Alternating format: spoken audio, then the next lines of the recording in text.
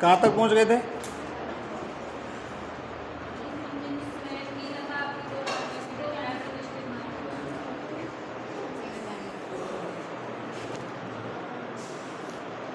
सिंह विष्णु हो गया था। तो पल्लव वंश में देखिए अगला शासक है महेंद्र वर्मन।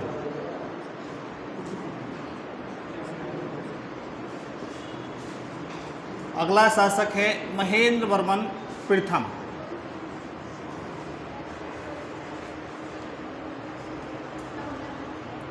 महेंद्र वर्मन प्रथम। सबसे पहले हम देखिए इसकी उपाधियों की बात करेंगे। तो इसकी जो उपाधियां थी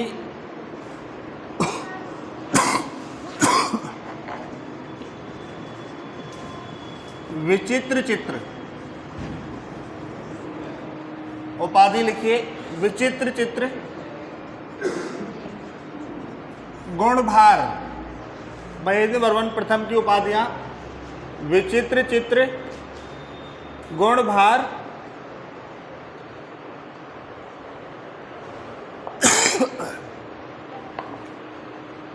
शत्रुमल्ल, शत्रुमल्ल,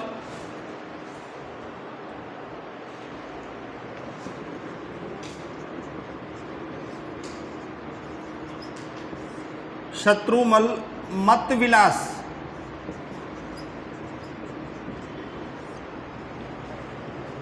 शत्रुमल्ल, मत विलास,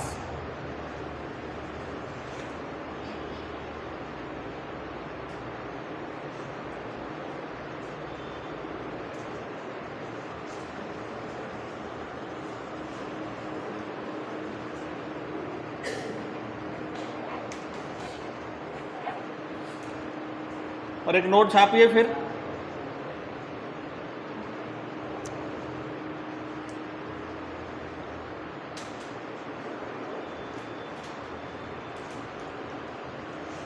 छाप लिया यहां तक। नेक्स्ट लिखिए, इसी में उपाधियां नहीं है, लेकिन नेक्स्ट लाइन में लिखना है। पल्लव शासक महेंद्र वर्मन के, पल्लव शासक महेंद्र वर्मन के, पल्लव शासक महेंद्र वर्मन के काल में, महेंद्र वर्मन के काल में पल्लवों का, महेंद्र वर्मन के काल में पल्लवों का चालुक्य शासकों के, पल्लवों का चालुक्य शासकों के, चालुक्य शासकों के साथ संघर्ष प्रारंभ हुआ। चालुक्य शासकों के साथ संघर्ष प्रारंभ हुआ।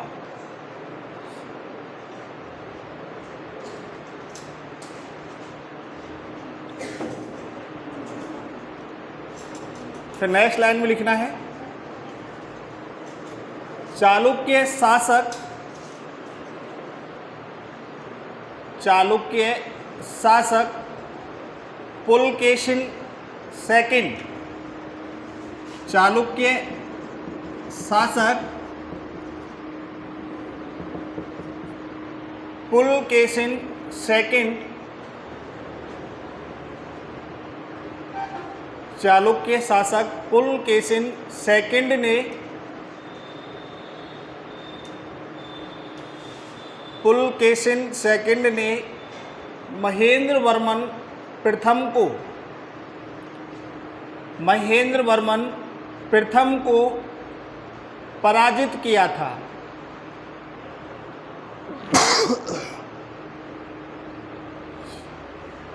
महेंद्र वर्मन प्रथम को पराजित किया था।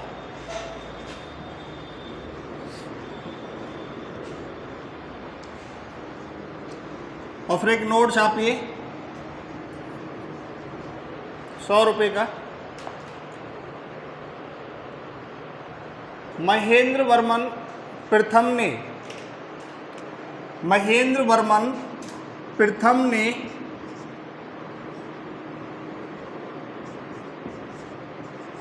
मत विलास प्रहसन ग्रंथ की रचना की थी। महेंद्र वर्मन प्रथम ने मत विलास प्रहसन ग्रंथ की रचना की थी।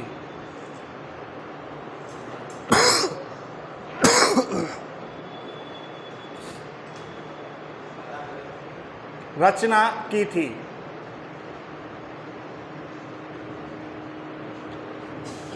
ये ग्रंथ इंपॉर्टेंट है। मत विलास प्रहसन, लेखक कौन है इसके? महेंद्र वर्मन प्रथम।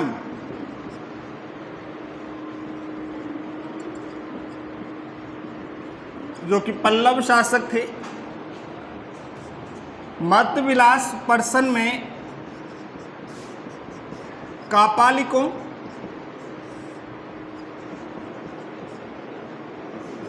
और बौद्ध भिक्षुओं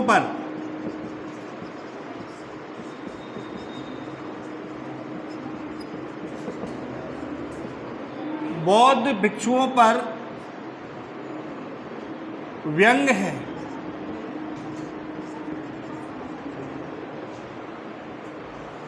मत विलास प्रहसन, इसके लेखक महेंद्र वर्मन प्रथम, जो कि चालुक्य शासक थे।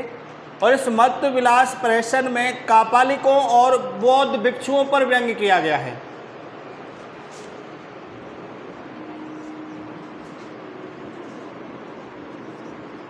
यह एक हास्य ग्रंथ है। यह एक हास्य ग्रंथ है।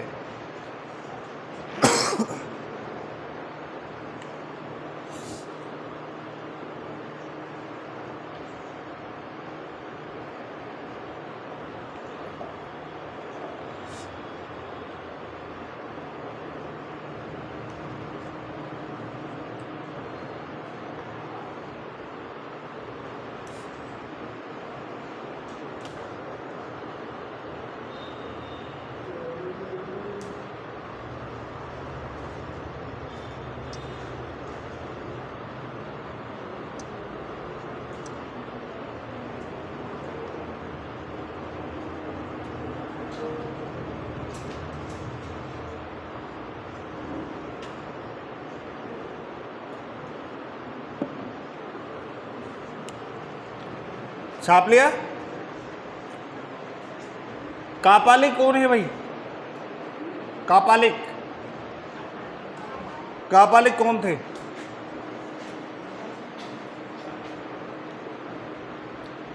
कापालिक नहीं जानते? कपाली जानते हो? कपाला को जानते हो? शक्तिमान में आता था। हाँ, अंधेरा कायम रहे, जानते हो ना? उसमें आता था ना कपाला, वही है ये कपालिक। ये छाप लिया?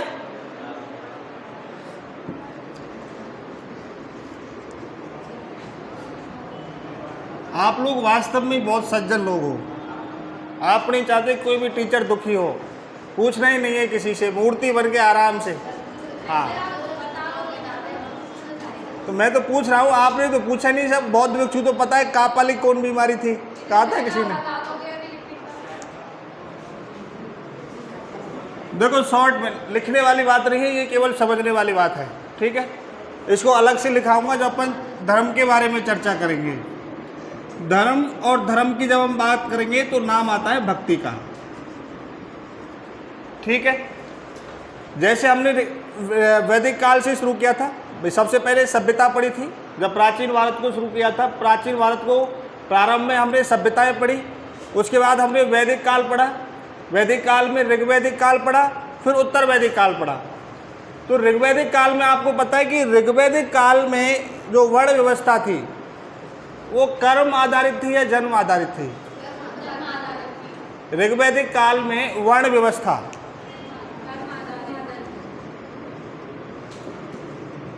ऋग्वैदिक काल में जो व्यवस्था थी वो कर्म आधारित थी। भाई जिसको लड़ना आता था, शक्तिशाली व्यक्ति था, वो क्षत्रिय बन गया। जिसमें कोई काम नहीं आता था, साफ सफाई करता था, उसको शूद्र बना दिया।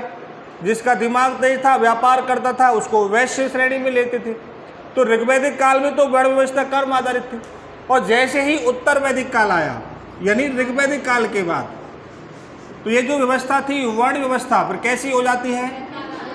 जन्म आधारित। यानी ऋग्वैदिक काल में जो ब्राह्मण थे, जो क्षत्रिय थे, वो वैश्य थे, जो शूद्र थे, उनको उसी वंशानुक्रम में अपनाया गया। बोले कि क्षत्रिय परिवार में जन्म लिया है तो भाई ये क्षत्रिय है, वैश्य परिवार में जन्म लिया है तो ये वैश्य है। क्लियर है? तो ऋग्वैदिक काल के बाद ये स्थितियाँ बनती है। ये स्थितियाँ बनती है तो एक समय ऐसा आता है कि जो धर्म है ना, धर्म में विवाद होता है। और धर्म में जो विवाद होता है वो होता है भक्ति को लेकर के। धर्म में जो विवाद होता है वो भक्ति को लेकर के। वेदों में तो कहा गया था कि भाई जो ईश्वर है वो एक है, ईश्वर है जो एक है। लेकिन कालांतर समय में जैसे जैसे मनुष्य बुद्धिजीवी होता गया, उसी अकॉर्डिंग उसने भगवान को अपने स्वरूप के अनुसार ढालना शुरू कर दिया। क्योंकि जैसे देखिए, मैं छोटी सी बात करूं तो आज के समय में हम ये सोचते हैं कि भाई त्रिदेव हैं, ब्रह्मा, विष्णु, महेश, ऐसे ही है ना। तो हमने जितनों भी अपने बुजुर्गों से सुना है, या कोई भी हम जैसे अपना कुछ देखते हैं टीवी सीरियल मोबाइल्स में, जो भी कोई धार्मिक अपन देखते हैं, तो उससे हमें एक ही पता चलता है कि भाई विष्णु और ब्रह्मा की उत्पत्ति भगवान शिव से हुई है। और पूरे सीरियल में किसी भी आप पौराणिक ग्रंथ को उठा लेना, वो त्रिदेवों का यही कहना है कि हम तीनों एक हैं। यही है ना कि भाई हम तीनों एक हैं।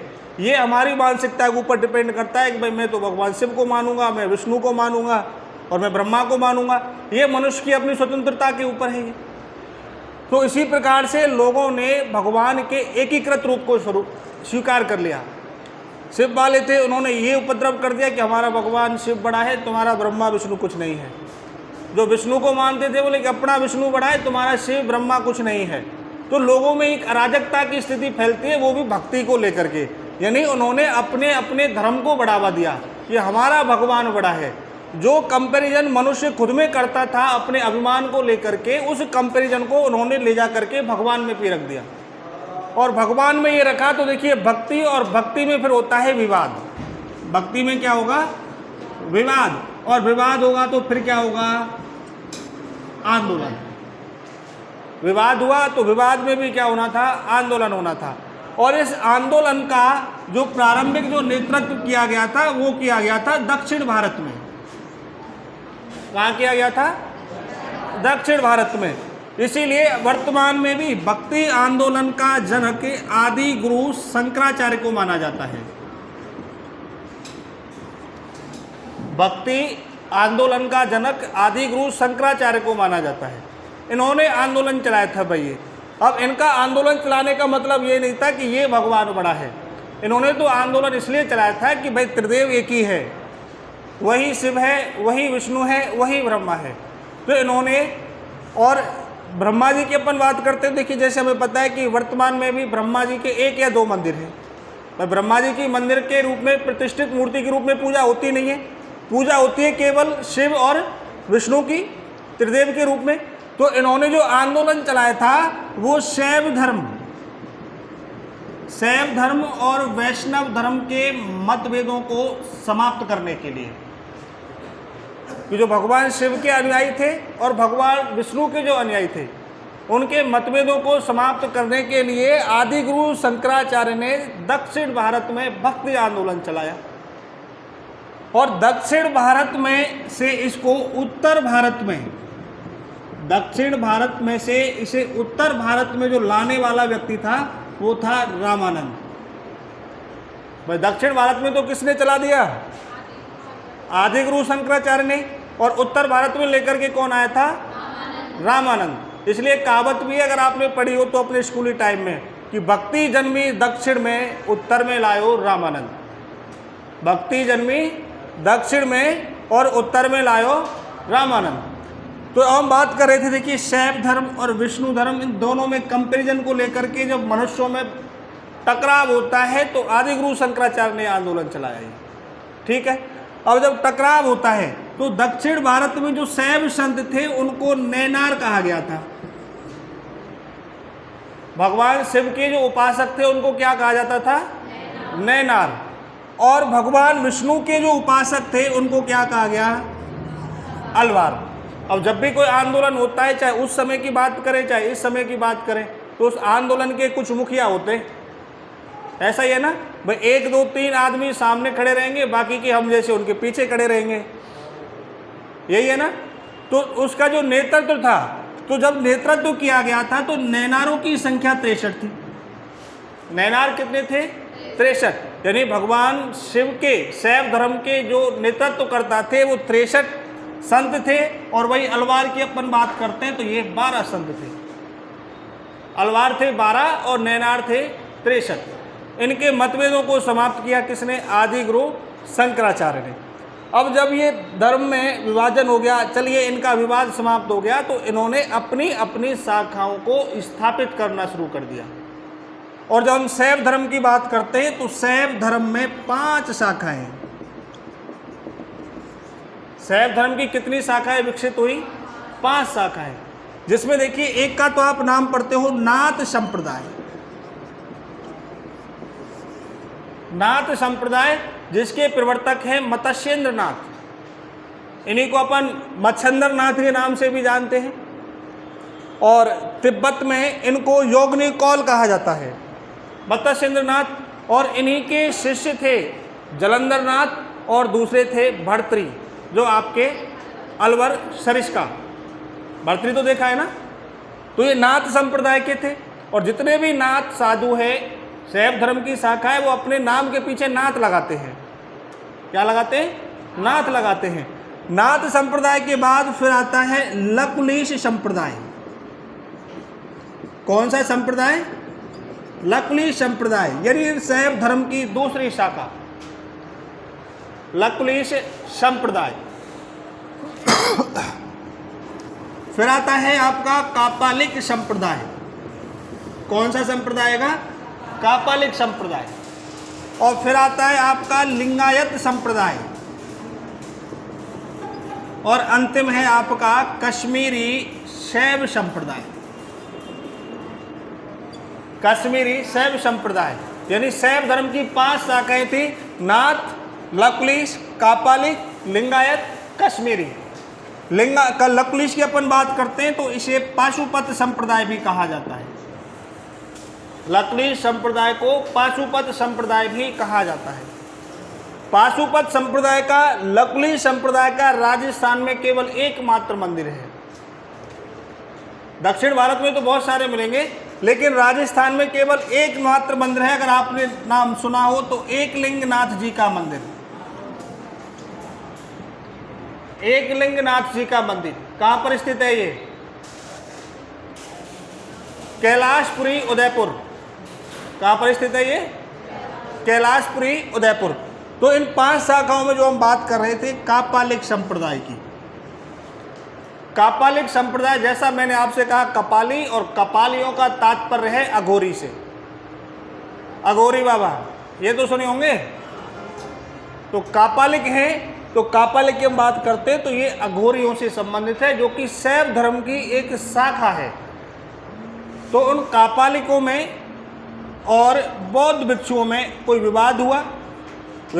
उस विवाद का वर्णन किया था मत विलास प्रेषण में महेंद्र वर्मन प्रथम द्वारा।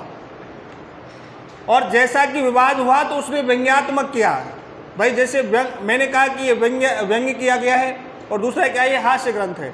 व्यंग्य का मतलब ये होता है कि मुझे कोई बात आपसे कहनी है, लेकिन मेरा कहने का जो तरीका वो ऐसा रहेगा कि आप पर एक तरह से तंज कसना, कि वो रहेगी तो हंसने के वे में, लेकिन एक्चुअल बात क्या है कि वो बात आपको चुभेगी। तो ये कैसा ग्रंथ था? एक हास्य ग्रंथ था। और किस पर लिखा हुआ था? कापालिक और बौद्ध भिक्षुओं पर। आजीवक लिखाया था।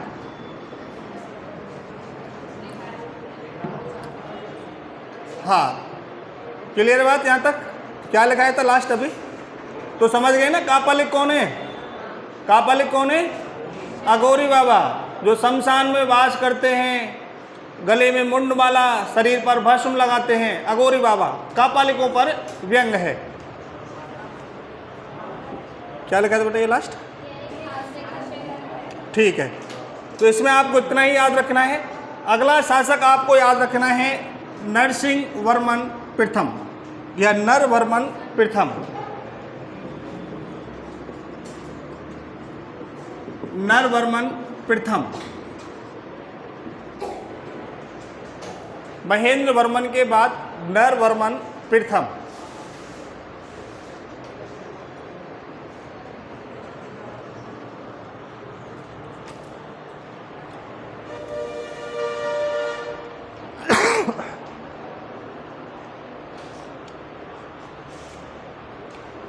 इसमें लिखिए नरवर्मन प्रथम ने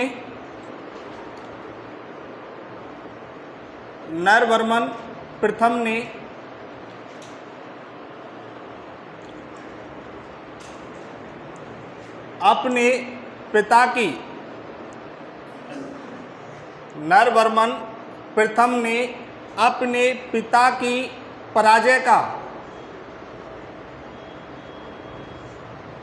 नरवर्मन प्रथम ने अपने पिता की पराजय का बदला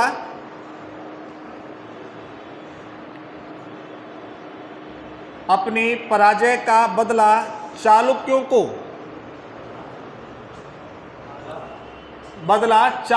को चालुक्य था ना पुलकेशन, चालुक्यों को हरा करके लिया।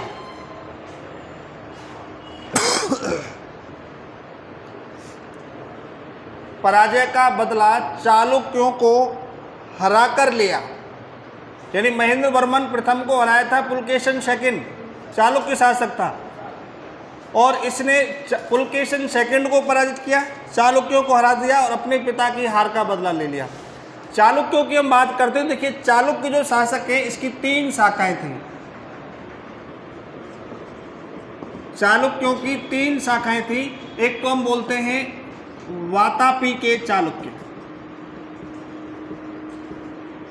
दूसरा कल्याणी के चालुक्य,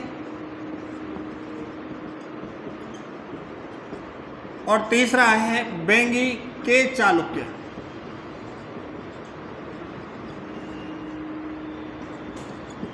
चालुक्य वंश की 3 शाखाएं थी, वातापी, कल्याणी और बेंगी। तीनों ही चालुक्य थे, तीनों का डिवाइडेशन था, जैसे बंटवारा हो जाता है।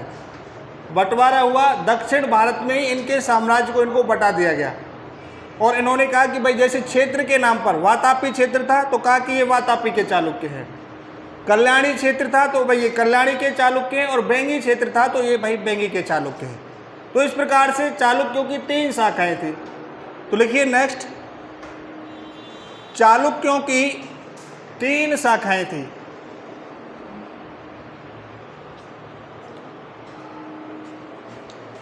चालुक्यों की 3 शाखाएं थी। नंबर फर्स्ट वातापी के चालुक्य, वातापी के चालुक्य। नंबर सेकंड कल्याणी के चालुक्य, और नंबर थर्ड बेंगी के चालुक्य।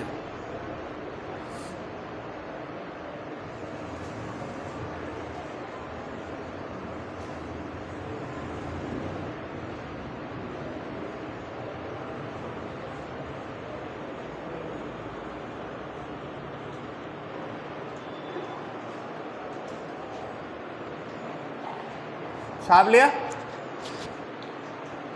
नेक्स्ट लिखिए, नोट ही छाप लेना 20 रुपए का। नरवर्मन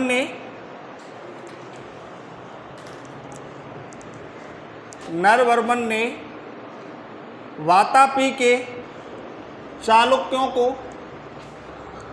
नरवर्मन ने वातापी के चालुक्यों को पराजित कर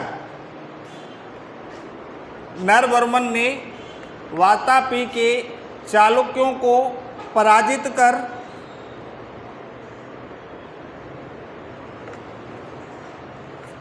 वातापी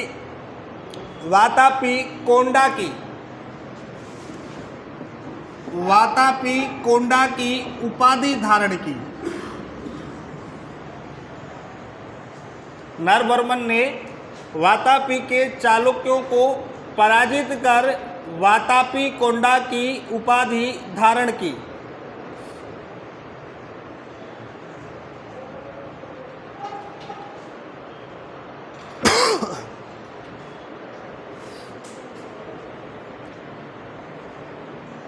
छाप लिया? नेक्स्ट लाइन में लिखिए, नरवर्मन के काल में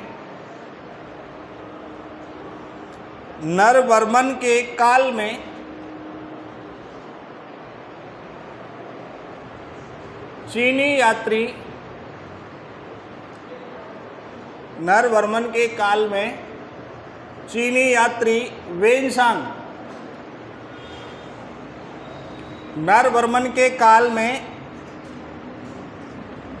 यात्री वेनसांग कांचीपुरम आया था।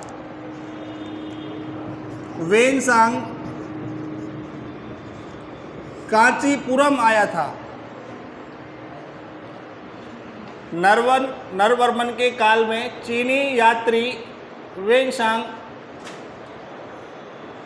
कांचीपुरम आया था।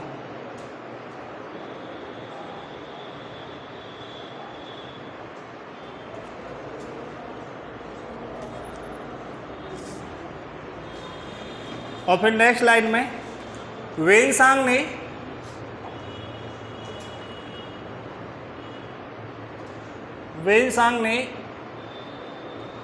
अपनी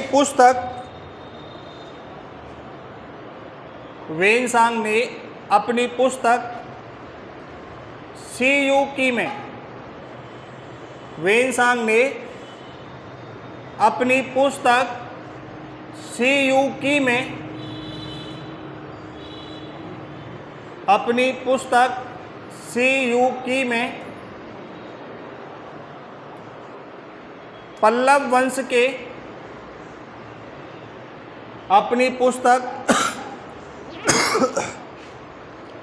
सीयूकी में पल्लव वंश के तत्कालीन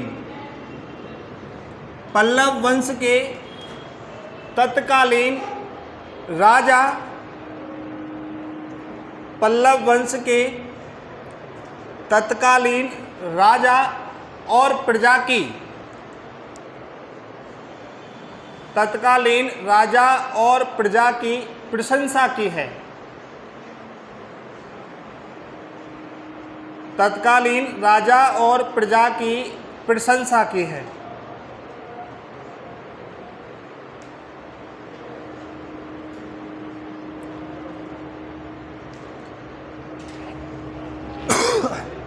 तो यहां से देखिए सीधा सा अर्थ निकलता है कि वेनसांग ने अपनी पुस्तक सीयूकी में पल्लव वंश के किस शासक की प्रशंसा की है?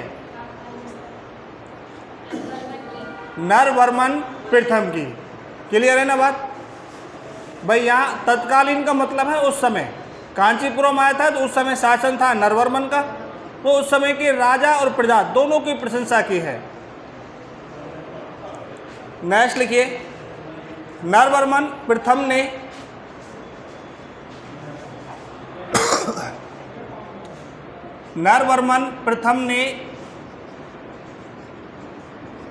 महाबलीपुरम नगर की स्थापना की। नरवर्मन प्रथम ने महाबलीपुरम नगर की स्थापना की।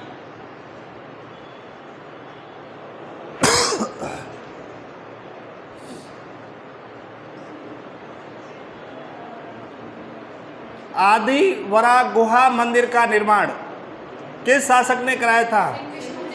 सिंह विष्णु ने। कहाँ कराया था? महाबलीपुरम में। तो यहाँ का मतलब पहले भी था ये, तो फिर इसने अब स्थापना कहाँ कर दी। देखो उस लाइन को एक बार कल किस हिसाब से लिखाया था मैंने। बाद में नाम रखा। पहले महाबलीपुरम का जो प्राचीन नाम था वो महामल्लपुरम था। वहाँ आपने लिखा था कि सिंह विष्णु ने महामल्लपुरम में आदि वराह गुहा मंदिर की स्थापना की थी। और यहाँ आप पढ़ रहे हो कि नरवर्मन ने महाबलीपुरम नगर की स्थापना की। क्लियर बात? यानी ये इसका वर्तमान नाम है और वो उसका प्राचीन नाम था। क्लियर बात यहाँ तक? फिर नेक्स्ट लिखिए, ये नोट छापना 500 रुपये का। हाँ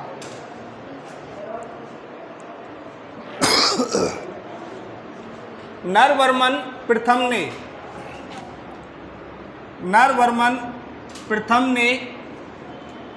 महाबलीपुरम में रथों, और ब्रैकेट छोड़ देना ऐसे, रथों का निर्माण कराया।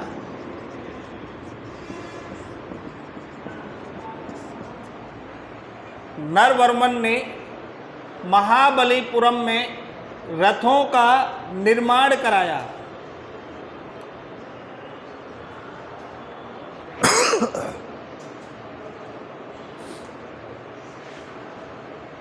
रथ कौन से वाले? जिनको घोड़े खींचते हैं, महाभारत में आते हैं, जो राजा घूमते थे, वही है ना ये रथ। याद रखना, दक्षिण भारत में जब भी रथों की बात होगी तो आपको नाम याद रखना है मंदिर, टेम्पल का। कंफ्यूज नहीं होना है। दक्षिण भारत में रथों का तात्पर्य है मंदिर। तो नरवर्मन ने महाबलीपुरम में रथों यानी मंदिरों का निर्माण कराया। इनको रथ भी कहा जाता है, रथ का मतलब है मंदिर, और इन्हें रथ मंदिर भी कहा जाता है। इनको रथ मंदिर भी कहा जाता है। कहा इसलिए जाता है क्योंकि इनकी विशेषता है कि जिस प्रकार रथ में नीचे पहिए होते हैं ना, तो मंदिर की जो आकृति होती है, जो नीचे की जो नींव वाली स्थिति होती है, एक तरह से डिजाइन जैसे हम कह सकते हैं, उस पर रथ के पहियों जैसी आकृति होती है। इसलिए इन मंदिरों को रथ मंदिर भी कहा जाता है। क्लियर है बात? और एक और नोट छापिए। हाँ, ये 100 रुपये का बड़ा नोट मत छापना। क्या कह रहा है? गिर गई नोट? गिरे मत, नहीं तू गिर जाएगा अगर ये नोट गिरी तो। नेक्स्ट लिखो, धर्मराज रथ मंदिर का निर्माण। धर्मराज रथ मंदिर का निर्माण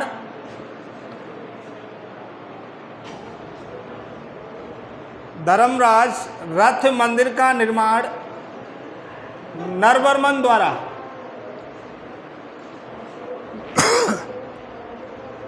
धर्मराज रथ मंदिर का निर्माण नरवर्मन द्वारा कराया गया था।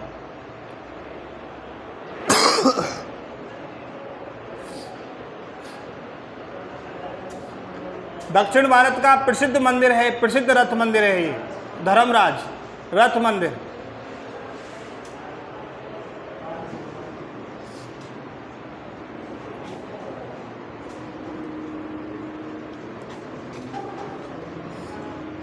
चलिए, काफी दिन हो गए ना, पीछे से रिवाइज नहीं किया आप लोगों ने। वेदों की संख्या कितनी है? 4। एक एक करके पूछा जाए ना, पर कुछ लोग जवाब नहीं देते हैं। एक एक करके पूछा जाएगा, समय नहीं रहेगा। आता है तो हाँ, नहीं आता है तो ना। ऐसा नहीं कि बताएंगे सर 5 मिनट है लास्ट की, इनको आप ऐसे घुमाने में ही निकाल दोगे। हाँ, तुम खड़े हो जाओ। हाँ भाई, अजय देवगन, अब बता दो किस टॉपिक से क्लास अटेंड की थी तुमने? यानी जिस समय आप चीनी यात्री वेंशांग की तरह संस्था में पधारे थे, तो उस समय कौन सा टॉपिक चल रहा था? क्या कह रहा है? जैन धर्म चल रहा था। चल तो बता, जैन धर्म के संस्थापक?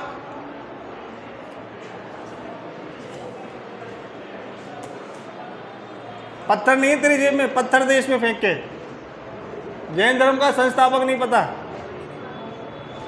तुम खड़े हो जाओ। नेक्स्ट, जैन धर्म का संस्थापक।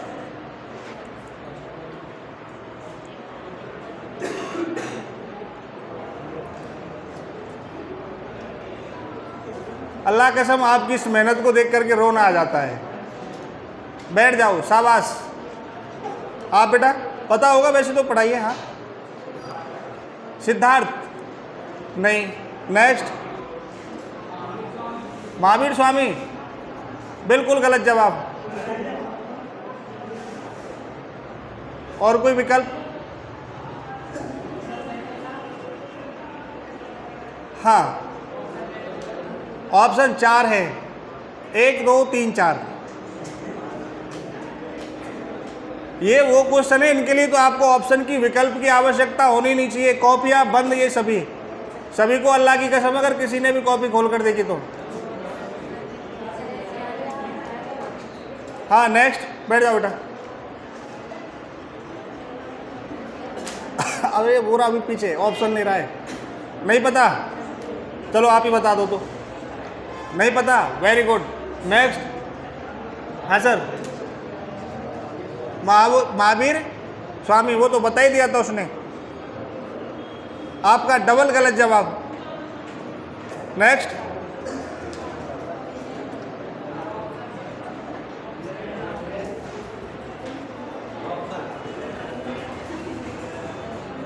ऑप्शन नहीं दूंगा, ये ऑप्शन लायक क्वेश्चन नहीं है। ये तो धिक्कार है आप लोगों की पढ़ाई पर। आदिनाथ कौन था? आदिनाथ। आदिनाथ को हम किस नाम से जानते हैं? ऋषभदेव। जैन धर्म का जो संस्थापक था वो था आदिनाथ, जिसे हम ऋषभदेव के नाम से जानते हैं। जैन धर्म का अंतिम तीर्थकर था महावीर स्वामी, जिसको आपने एक संस्थापक के रूप में व्यक्त किया। ठीक है, संस्थापक के रूप में, स्थापना जिसने अपने की। अंतिम तीर्थकर, और कौन से नंबर का था? 24वें तीर्थंकर। बैठिए बेटा। महेंद्र सिंह धोनी, प्रकट हो। हाँ, महेंद्र सिंह खड़ा हो जा।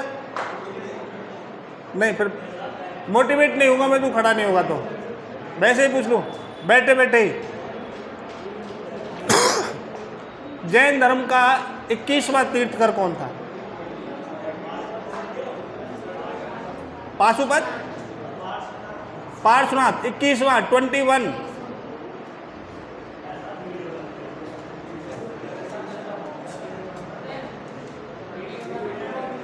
वीडियो बेटे बंद कर देना। ये भविष्य विनाशक यंत्र है,